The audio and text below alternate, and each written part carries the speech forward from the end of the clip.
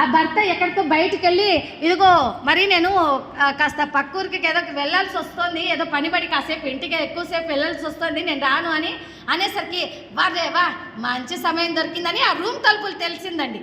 ఏదో చంద్రముఖి తలుపులు తెరిచినట్లు ఆ రూమ్ తలుపులు తెరిచేసరికి అక్కడ ఒక పాత ట్రంక్ పెట్టి కనిపించిందండి.